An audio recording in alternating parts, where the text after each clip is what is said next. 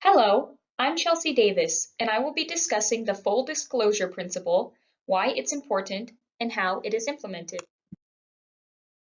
According to the FASB conceptual framework, some information that is useful for investors and creditors is best provided in the financial statements, and some information is best provided in other forms, such as notes and supplementary schedules, which I will discuss in a moment.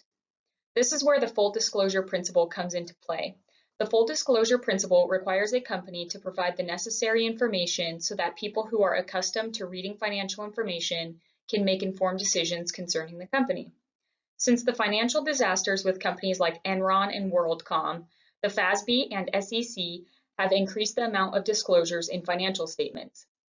I'm going to present a few ways this principle is implemented with the purpose of avoiding disclosure pitfalls like ones with Enron and WorldCom.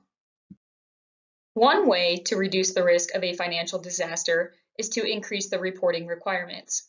This is important for the following reasons. The increasing complexity of business operations magnifies the difficulty of distilling economic events into summarized reports. Some of these complex areas include derivatives, leasing, pensions, and deferred taxes, just to name a few. As a result, companies use notes in the financial statements to explain these transactions and their effects.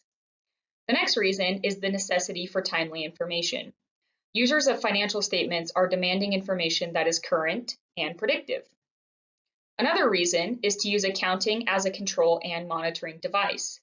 To avoid more fraudulent scandals like that of Enron, the government wants public disclosure of things such as management compensation and off-balance sheet financial arrangements.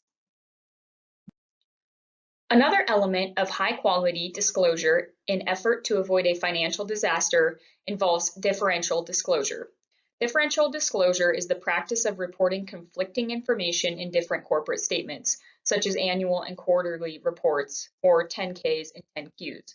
The SEC requires that companies report certain substantive information that is not found in annual reports to stockholders.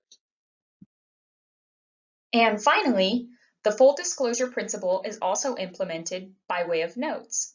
Notes are the means of amplifying or explaining the items presented in the main body of the statements. One aspect that GAAP deems material enough to be included in the notes is which kind of accounting policies the company uses in their accounting.